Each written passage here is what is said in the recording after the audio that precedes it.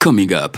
Mwita baba MC Cat because he has been in the field very well. Simanyi oba akijjukira nenze nkyakijjukira those years back.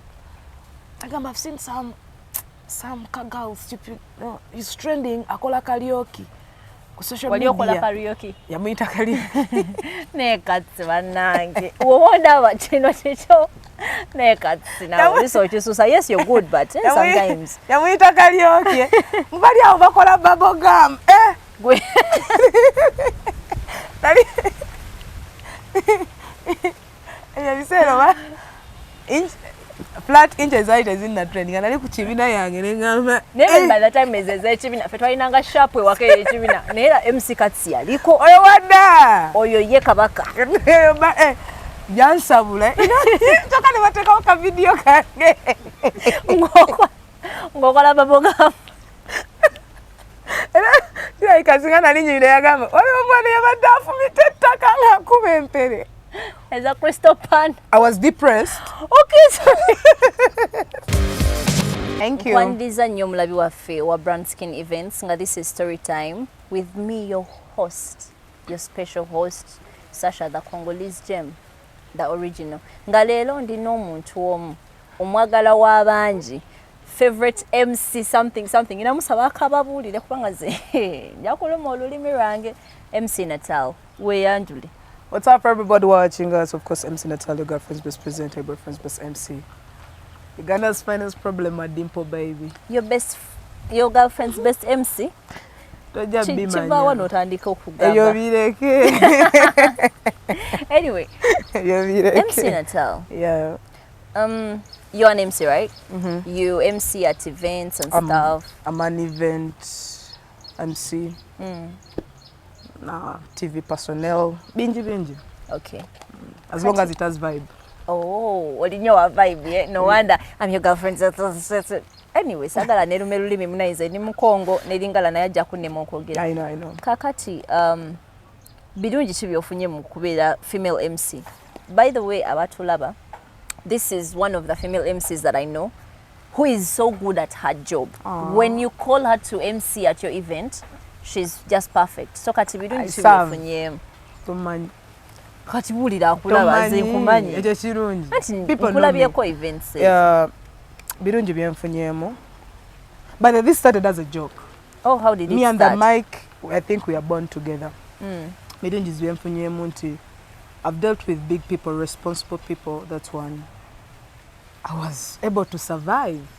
By you were able to survive, what do you mean? You know, mic business, you know, obaka sima. So me and MCing, I was under management. Sina management, na ina WhatsApp group. Oh. Yes. Katika tukera kumacha, we say hi to people, but the way I used to say hi to people, ngabidi speed Ati dobozi. Guy bagamba, what the heck, you can do it. That's when I'm talking about me driving into media. Which year was that? If you remember. Breakthrough yes. But me starting the MC business, I think I was born with the mic. With due respect. Tell me. So which year are we talking about? So we're talking about 2018. Oh, shegeza chintu chidudem. Yeah, 2018 ali WhatsApp group. Walo guy bamita Dumba oba mumanyi. Dumba. Atero kola challenges. Yasoko kola challenges no bona ba TikTok ambala bina this guy yalinga ku Instagram. Ngayambala enkofira na ateka wa account na yemola. Yo, hey, yeah. So that guy came to me. Ngamba, yo bro, what's up? Gomanyi store kuja mu inbox nga yako. Olabanze jena one yali ono baby mama wa Jason Derulo you replying to my comment ne mpulira nga nzindiko. Oh, the world is ending. I know. So this guy comes to me. He's like, "Hi, I like what you do. I'm coming back to Uganda, yali Canada." It's like, "Oh, okay. What do you want?" Nganze ndi naive. Ngamba ngenda kola show Rhyme and Chill with Dumba and njagala obeere official MC. Oh. So that was your first breakthrough MCing event. Getting serious, meaning like my voice can make money when I chirozaako. So short yatuukawo nga tulinamu ebizibu ewaka. So I went back. But this guy kept on communicating. Sabeerawo ku share gye bampa chance. This guy kept on communicating. So Wenakoma ne mugamba nkomye unangamba jangu nsinka. Kati nga akola challenge nga ndi awo just so etandika otambula ku radios nga wakola akalango I first voice.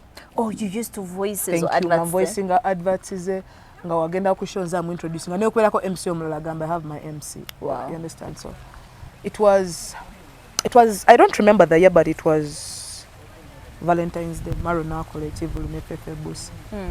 So ne bagamba Dumba mfunira am voicing like voice that advert. Ha. Great. Calm down.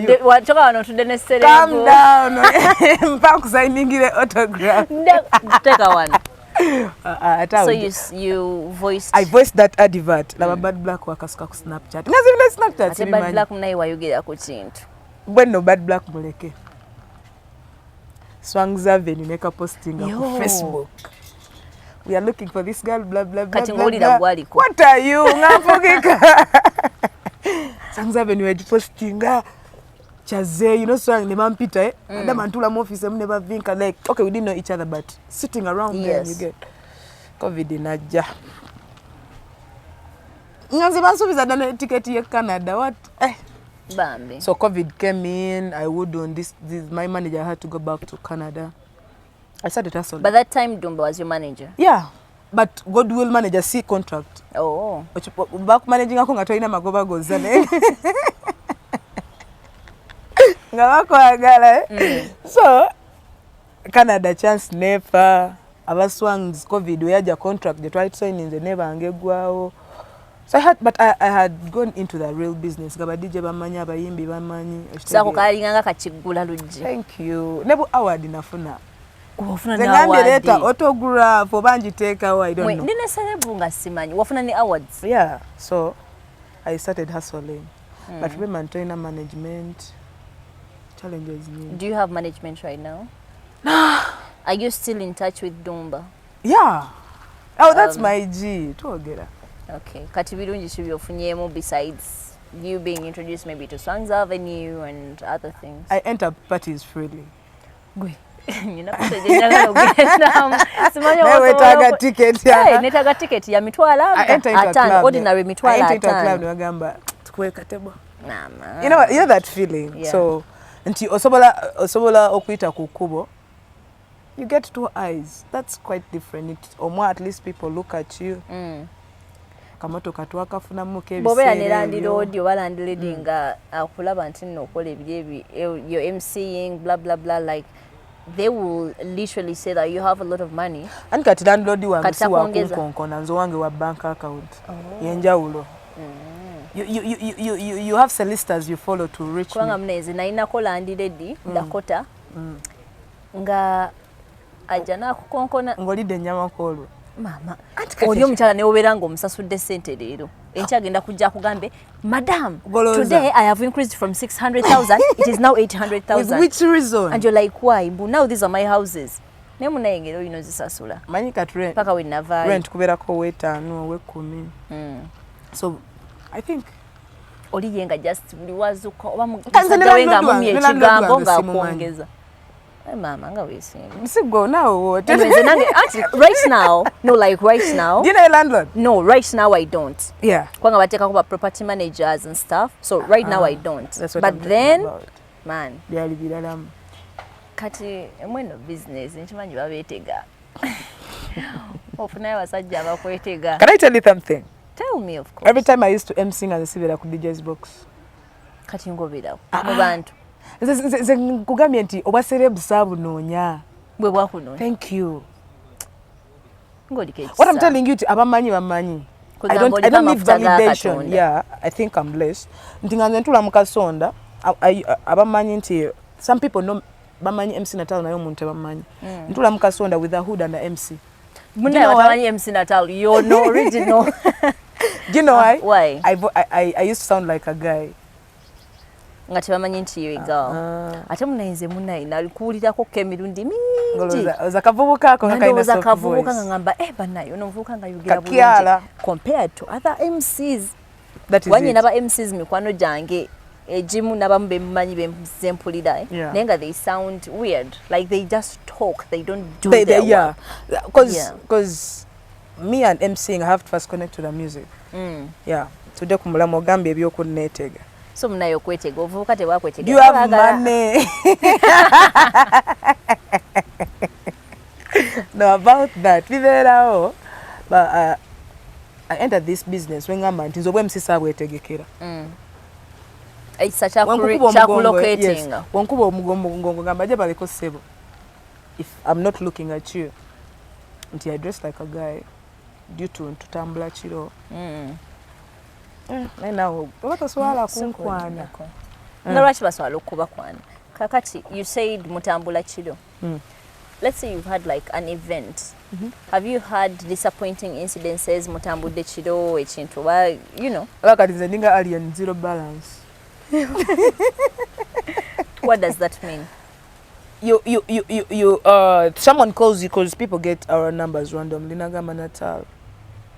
Kweta age Mitiana. You don't know anyone in Mitiana? Obsidu notasaba depots first. No kwesa sente zo. No tukanga location ojinonye simu lyomu yaiteririmu. Nga already wabanizidde okusinga. There's a coincidence where you're done with working. Omugaga nga tomulaba. So baluma. So those things actually happen. Hey, for me you call me on Natal, what's up? Hey, sure. Oina mwasa tu yes. So koteke 15 kusema. In fact, nsoka nakubuza nkola sawa meka because I work hourly nowadays. Kat okola ku mikolo ki, what kinds of events? Mabala events, graduation stuff, mikolo baga, birthday parties, graduation parties. Ndi mukusoma and I'm graduating like in 2 years. Let's say graduation in Tinjikolako. Mama yenge tojajibirako. Either nkola graduation the first class na second class. Mukwano GDP yange mu agriculture yali 4.45. Izo kwanga oinari take good. Like I can't see you there. My GDP in agriculture was 4. So 0.45. You booking me already, yeah? So yes, I am. Right now I'm studying something else. So I will try. No, just pass. I give you an offer. Yita, me I'm there. So kati bizibu chigwe nga omuwala nti yo a female MC. I've seen male MCs. In fact, I'm going to talk at large. DJs, MCs, some people may be scared to talk. Females especially, because in this industry, musicians. Because in this industry, very many people sexualize females. Kati wobirangwa you're a female MC or a female DJ or you'll be used. Yeah, that's one thing. Ebizibu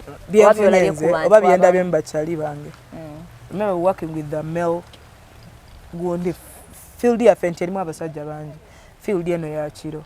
Uli mwa yagala breakthrough. Yeah. So people do a lot for them to get there. You understand? Nti omwana. Okay, let me give you an example of an upcoming MC. Amgambe tuina she matuga. Tamanyi yo. Yes, when they talk, the more they talk, they're going to communicate with this DJ. Chibere chibinga DJ ina mwaka motoka. Aino mukomya we city.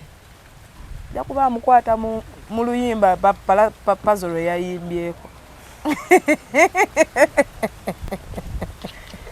You understand it? Ajja kuja motoka nga ayagala mukwatirira. You at night. Those things happen. Baba MC naye babera ku hostels. Babera waba mama babwe ajja mugamba ojja genda konko na mama. Jangu tugende tusule. Anti ngalabo budde bugenze. You understand? And being a girl should be like, it's okay. Let me go. I know this person. Omuntu akugambye nti okuyitawo ku mic so kompeko. Ndimanye ebintu bibera mu bayimbi. Kati ngenda kuyimba oli mu studio yange biti omuyimbi ne DJ. Let me tell you, nti event wogikola bera ne ba line up. Wabera yakola line up. Kati ate MC sobola kubbirako nti oh they booked me up ani ali ku line up. Nkugamba mistakenly no fune number yo n'omwana. Agenda kugamba either give me money obompeeko. I have a friend. Yagenda mu kusabika ekigambo. It's a yes or no question. Ndoza bachinsa bamukusaga. Kwanga ndoza bachali bange basiru ndoza babante kubanga olaba oli muwala oyimiridde ate wodda ku muzindalo. I mean omuzindalo wa MC. You're something else. Si muzinda era gwa MC. Yes. naye ekigambo kiba kigambo and boys are dry bagamba naye sasho mpaako d so reaction yo nti wonsaba ekigambo how am I going to react to you I'll be like bro beera kati abali bakusabika ekigambo how do you react to them and I don't know but to them. every man I work with is my bro. I bro code you from day one. Hi bro will be my first Gundi. The sense ola katika nkuira abasajja balinga bana bato. Ola batata akwata omwana we emyaka ebiri. These guys I'm sorry to say they are dense. Nkasomulaga nti we'll be like it's a yes. Ola agamba women you say no naye it means yes. Banayinze maino means no. You say no to Labi. My no means no. You like no. I be like, bro. Me, I can't even be like, no. People actually think I'm rude. But as a chanyamba, I grew up with boys. I've been working with boys. You grew up with boys. That's why you're yambalanga chitomboy. Chiwe dem. Tell you, Vilala. Right on pie, it is.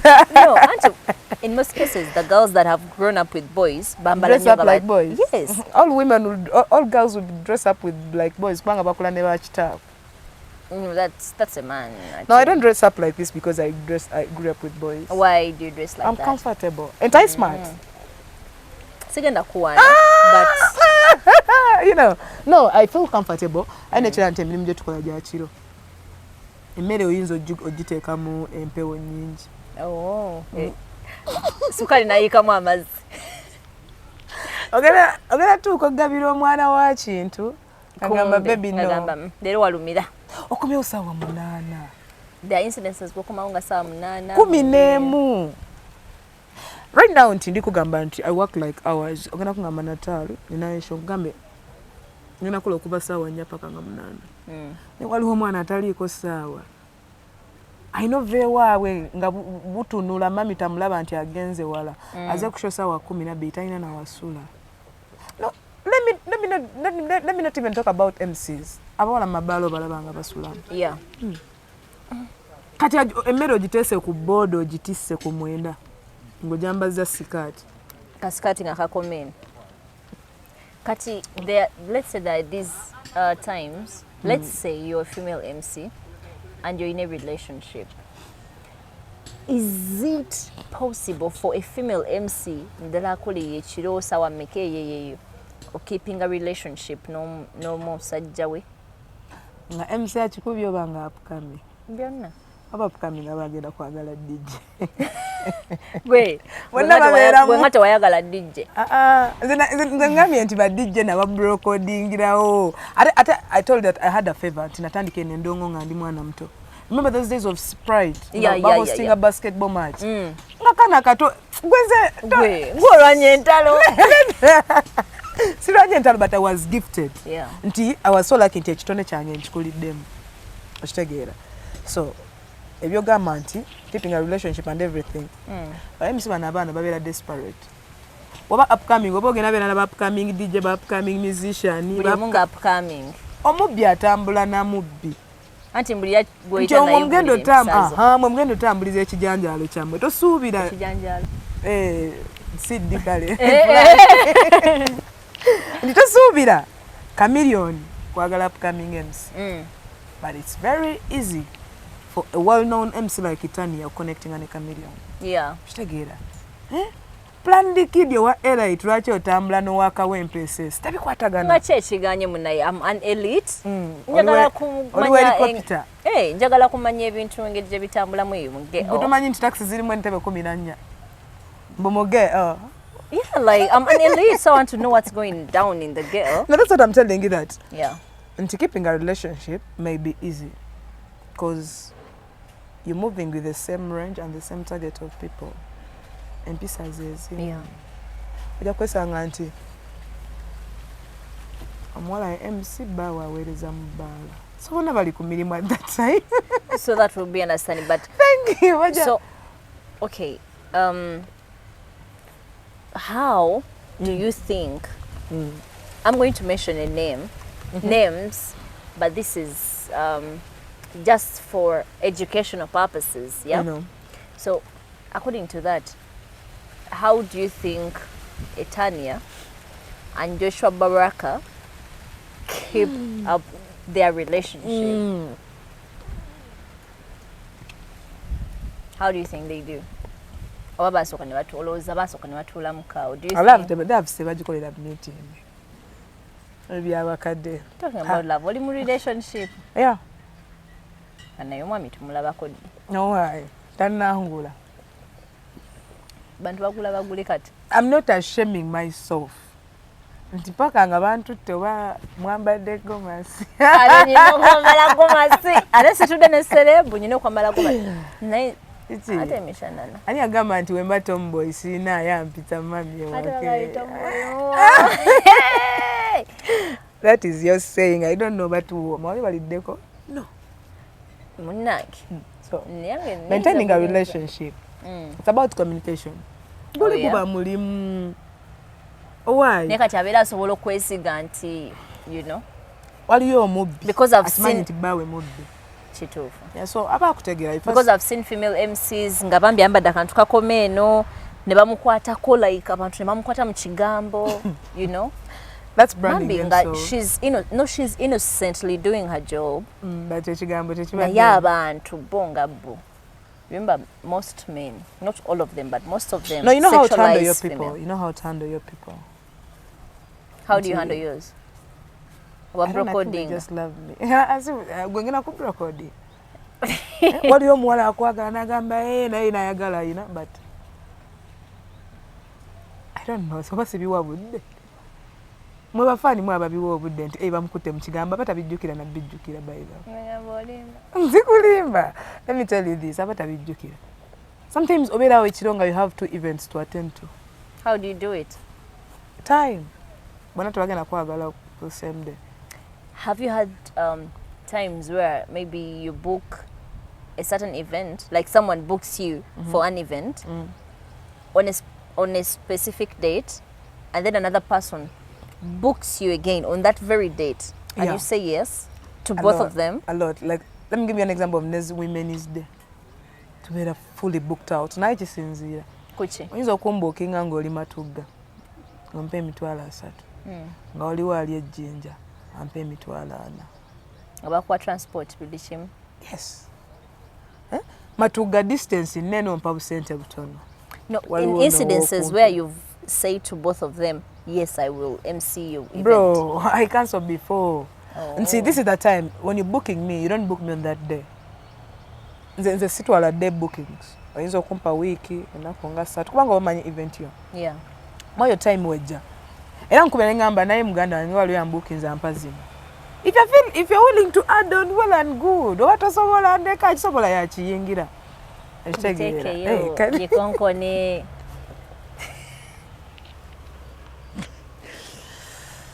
Sasha. Nawulirako nti ba MC mwekube. Is it called kwekuba ebikono? Kwekuba enkono. Kwekuba ebikono, right? Ekiri buli wamu. Bali bakubyeko ekikono. Nowulira nti this is too much. You see that video I've told you that trended? Omanyi oba ogenda focus start omanya. Nali neebaza nakwebaka ne bankubira. Nga sinamanya nti kale trending ne bangamba Natal teeka ku NBS. Bakulaga ne ku NBS. Naye si mu bulungi. What do you mean? So omanyi tumuyita papa? Coca-Cola waawuze. It's better called. Okay. So omanyi tuyina gwe tuyita papa. Baba Muyita baba MC Cat because he has been in the field very well. Simanyi oba akijjukira nenze nkyakijjukira those years back.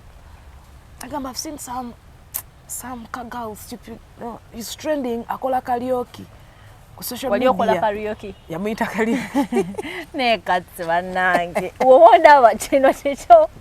Nekatsi nawe lisokisusa. Yes, you're good but sometimes. Yamuyita karaoke. Mbali awo bakola bubblegum. Gwe.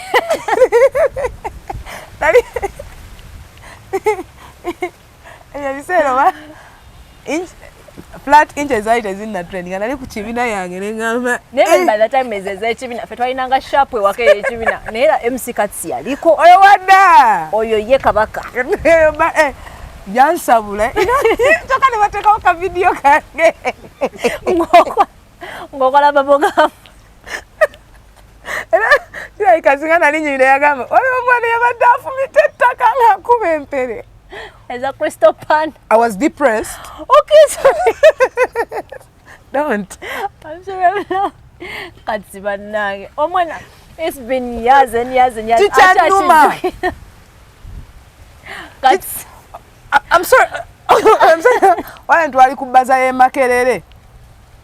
Nakimugamba naye ndowooza yali kubanga yali Damoji. Ebbanga liyiseewo. And of course Katsi is so good at his business. Naye Katsi yonna bro, omusajja yanjokya. ngenda kuconnectinga ne MC Natal. Mukyogereko mujjuka. Yo! Wali awo ayimba babo. Chanuma! I swear I'm sorry to say this naye Chanuma olaba kikyandi ku mutima. Mmozi gyanyumya ya 2018. Naye nga naye weeraba kati like Nalabya na looking back. Bwayita yali bubblegum.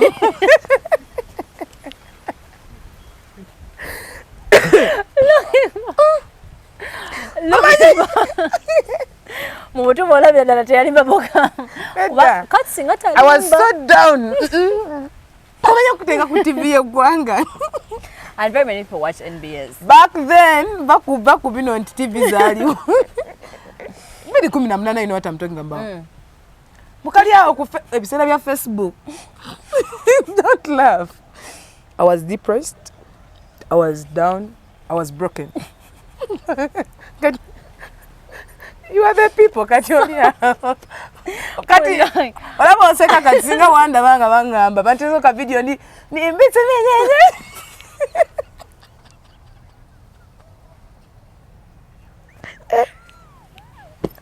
This industry is not for the weak. I'm a sadist, but no, I can imagine you laughed in chikunyumiza.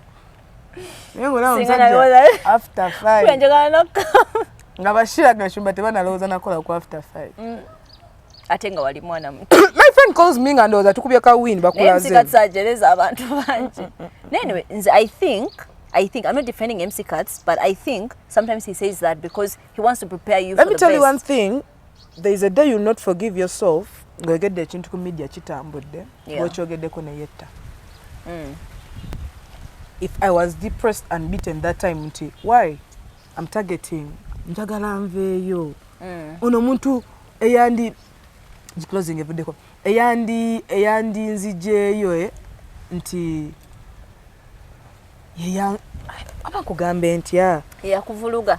Have you ever wanted to be a pilot? Oli munyonyi.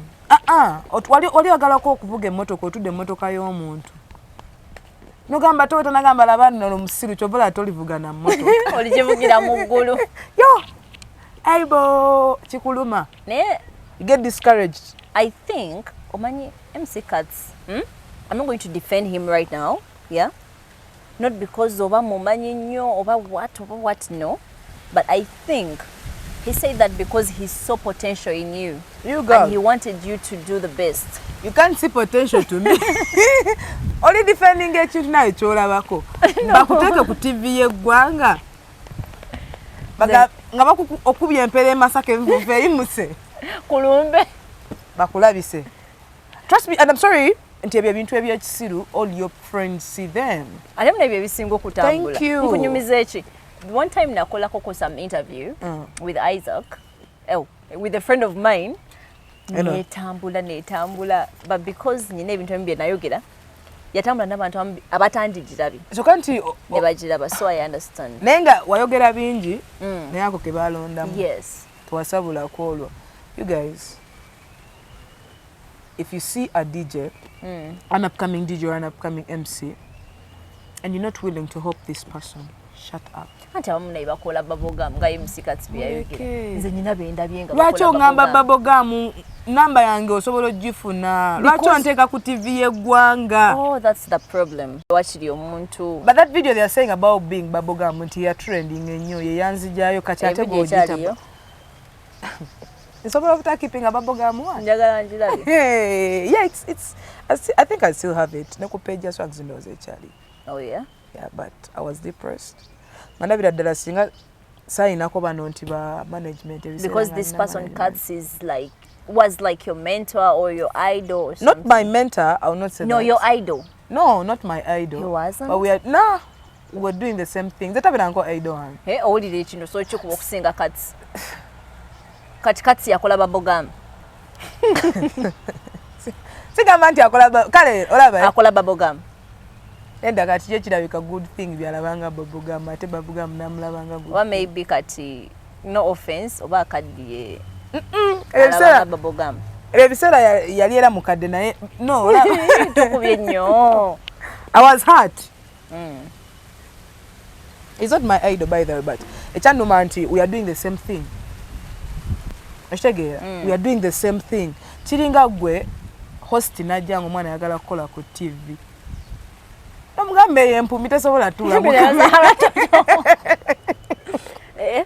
Kalawanza omuntu wangamba ekitwe I own my shit. Leave owning your shit because you know you're a good person on what you're doing. We all learn. Nzije mwana wange mayuge. Aze kugamba njagala kwambala buno omuntu. Kugambya na ugenda kola babogamba. Omugambe bye bisambi birike embalabe tebisobola kwambala mini. You depressing this kid. I'm just giving you a like, hey. So you were depressed. Who helped you out during that time? Still. Oh. This person, I don't know. I appreciate this person. In my introduction, awajiwira waliwo agamba musayi gwa Dumba. Yes. That's the person I'm talking about. I appreciate. I don't forget. Sajja yambeerera. Munne wa ochogerera ku camera naye nga inside. We must all celebrating nga tonnafa. A few people can come out and be like, ah yeah, Sasha oliwa ddala. We must all kukyogera mu bantu. Bansimba. Yeah, anti mune legendary chameleon yagamba basima ogenze kati goyina musimanga mulamu. He celebrated me nga nkyaliwo. Nti yaleko wa family. And he showed you the way. Thank you. Without knowing me. Dinda ku family ya mwalimu MC. Simanyi naye nakuzina abantu babogam Katz gwe yayogera ka abantu you can form something.